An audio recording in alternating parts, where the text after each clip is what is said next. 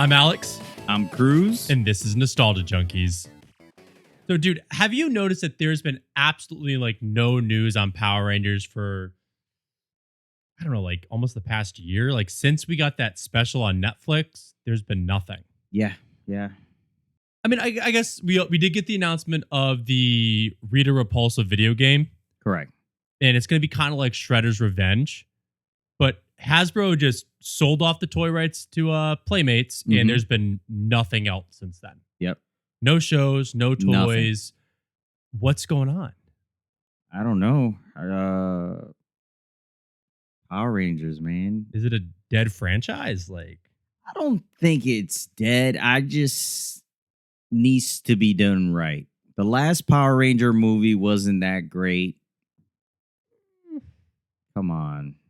Dude, so You're a oldie but goodie Power Ranger guy. I am. However, that Power Rangers movie, I feel like that Power Rangers movie is better than we give it credit for. If you look at the old original Ivan Ooze Power Rangers movie, it was awful. It was hysterical. It was campy. It was cheesy. It really had. It was really just a really long Power Rangers episode. That's all it was. Yeah, that's what movies in the 90s were usually. Agreed. When you look at the new Power Rangers movies, Saban's Power Rangers, the live action, Dacre Montgomery, the whole rest of the cast, it was good. I like the cast. They picked the right people. I don't know. I wasn't in love with the storyline, and I think they overdid it with the graphics. Okay, I could agree with that. I think the graphics were a little interesting. It really was remember the movie Chronicle? Yes. It was Chronicle meets Breakfast Club. Yes. That is what that movie was. Yeah. As a fan of Chronicle and as a fan of Breakfast Club, I really enjoyed the movie. Yeah. They lost me with how they did Goldar. I didn't like with Goldar just absorbing all the gold from all the jewelry shops. I'm sorry. You mean to tell me that there's this much gold in this small of a town and y'all are still struggling to find work? Come on. Yeah. But the movie was good. It could have been a lot better. Yes, correct. Rise of the Beast, Transformers Rise of the Beast was a decent movie. It could have been 10 times better. Yeah. What I've heard about Transformers 1 so far is it's pretty good. I have yet to see it at the time of this recording. I'm not going to make a full-fledged opinion on it because I haven't seen it. But I will say with how they did Rise of the Beast wasn't that great. Correct. How they did Mirage, the lead actor, that whole crew was really good. I feel like where Rise of the Beast lost me were the Beasts. Yeah. Rhinox, Cheetor, they really weren't there. You have the genius creator, you basically have the Beast War Ratchet. Yeah. And his only line in the entire movie is, "Urgh." Yeah. That's it. You're gonna make a genius relayed to grunting. Yeah.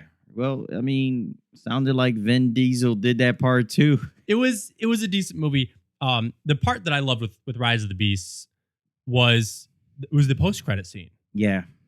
If you haven't seen Rise of the Beasts, here's your spoiler warning. Yeah. It's been out for over a year and a half. There was a G.I. Joe tie-in. Yeah. Crossover possibilities. They basically hinted at doing a Hasbro universe in movies, which was awesome. I'm hoping that we might see similar stuff with Power Rangers. Start tying in other franchises with what the comics are doing. The comics have so many tie-ins with Power Rangers Ninja Turtles, Power Rangers Godzilla, with Playmates now owning both Power Rangers and Ninja Turtles. The possibilities are endless. I think Playmates can really do the toy line right. Yeah. I think they could do a really good cartoon of the show. It's just, they got to do something. Yeah, if they're not going to do anything, it's a waste of time. It would be interesting to see how they tie everything in, right? Because technically they live in the same timeline if we were going to do the timeline thing, but there was never any mention in either or. Obviously, Power Rangers is newer, so for them to be mentioned in TMNT is a little tough. But then we did have the live action crossover with the Power Rangers and TMNT later on. So And that was when both of them were owned by Saban, it's correct. which I really do like the next mutation. Yeah. I like it because of nostalgia. I know it's not good. I've gone back and I've watched it, and the writing is just awful. Mm-hmm. But that was my childhood. Yeah. Turtles in the 90s. So that's what I loved. So let's go on to our next our news segment here. GameStop Retro. So GameStop's come back. They didn't really come back. They're trying. They're advertising this GameStop Retro platform. Correct. Very interesting. Very cool. I don't think they've done the delivery and the execution right. Correct. There was really a lot of silence on them doing GameStop Retro until I'd say the week that they were getting ready to launch. And then maybe it's just because our algorithms on Instagram are so flooded with retro games and toys that all I saw on YouTube, Instagram, Facebook, Twitter, anything social media was GameStop Retro, GameStop Retro, GameStop Retro. Correct. So I went to one of the GameStop Retros, and it looked exactly the same. Yeah. The only difference was that they had a few shelves in the back that instead of saying pre-owned games, it said GameStop Retro, and the Nintendo games were red, the Xbox was green, and the PlayStation was blue. They were all really crappy, undersaturated, printed paper. Yeah. There was no even custom artwork. It was just really crappy. It looked like they made it in Microsoft Word. Yeah. Well, for me as a retro video game / nostalgia owner, I'm happy that they're kind of failing in their pursuit of that clientele. Because if they did it right, they could essentially put every retro game owner out of business. Yeah, they could have done it right, but they don't have the right people running it. They don't have the vision to bring it to life. If they wanted to, not that I'm trying to give any GameStop owners that possibly do or do not listen to this podcast an idea, but they essentially could undercut the entire market and still make a profit. Correct. They could run everyone out of business just by monopolizing the market if they really wanted to. But like you said, they need the right people in charge. Yeah. And I don't think they have people in charge who either A, understand the retro community, or two, have a passion for the retro community.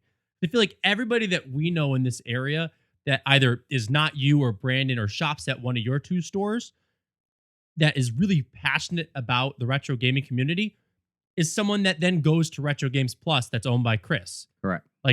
We're very fortunate here in Connecticut to have a high density. I wouldn't say there's a lot of them, but we have a high density for our volume of people of retro stores. Yeah.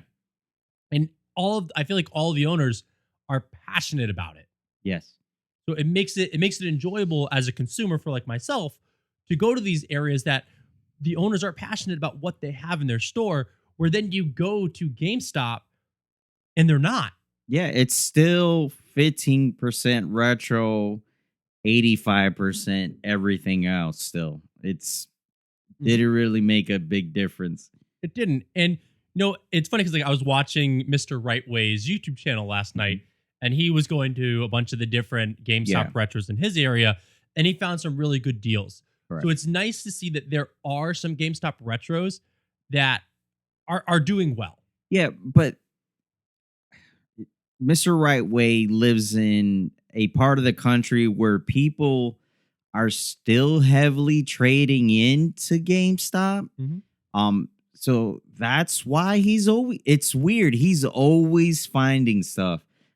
I've been to the same one you went to, and I think there's one more, if I'm not mistaken. So we have 3 GameStop retros here in Connecticut. But 2 of them are Southern Connecticut, right? Yeah, 2 of them are Southern, and one is this middle area. Yeah. So that one really didn't have anything. And then I know our boy Paul Weber has gone to the one down south, and he hasn't really found anything there either. But you never know. It's still early. So do you think that either the what's going well at GameStop Retro or what's not going well at GameStop Retro is due to the employees or the leadership of those stores not having a passion for that part of the store, or is it just a whole localization error? I think I think it's a little bit of both, right? Localization error and employees. When people are trading retro stuff, they're looking to trade into a small mom and pop Brandon store or my location and trade it into us, right? Because we know what they have. We can give them accurate value for the stuff. And I think it just lack of knowledge for the employees at GameStop. I don't think you can really, and true collectors aren't going to go trade their stuff there anyways. When people go to a store, they're oftentimes not buying from the name of the store. They're Correct. buying from the people. Correct. So having employees or having an owner or having just even people who hang out at the store that make Correct. it an inviting environment, that's what makes you want to come back. Yep. If you go to a store and they make you feel uncomfortable, Yeah. it doesn't matter if you spend $1 or $100 on that trip. There really isn't a volume of, oh my God, they had this that makes you go back. Like it's the people that are there. Like I can tell you that there are times that I've gone to Retro Games Plus, I've gone to Brandon's store, I've gone to your store. Shoot, we've driven 2.5 hours to stores and I haven't found anything. Like there's just nothing there. But the people, they make it an experience. And that's what makes you drive 2.5 hours back to see maybe they'll have something this time. Let's go into a more upbeat topic. Yes. So let's talk about a mail call. So I got something in the mail the other day. Yes, you did. And this is something that we were driving to New Jersey Toy Con. I'm like, yo, if I don't spend enough money today, I need to spend more because this auction is happening right now. And I'm going to spend, redacted dollar amount here on this item. I bought, and I am now the only owner of a 16-inch Kid Vid leader of the Burger King Kids Club figure. Like, this is mine. I am the only owner of this. So this toy was designed, printed, and colored all by Dimension X Toys over on Instagram. And I did not realize at time of purchasing, but this was the first auction that he ever did. So not only do I own the first or only Kid Vid figure, but I own the Dimension X #1, which is just a pretty cool little thing. Yeah, he's pretty awesome. But I'm a huge fan of Burger King Kids Club, and I'm just gonna flaunt him here in front of your face. It's okay. It's all right. You want to touch him? You want to touch my big fig? No, I'm just gonna send you death threats. Listen, if you beat me in Mario Kart, I'll give you the little one. I'll never beat you in Mario Kart. This guy is a professional. One day I'll enter into an actual tournament and show my glory. True skills, yes. But let's go into our this or that for today. Yes, let's go.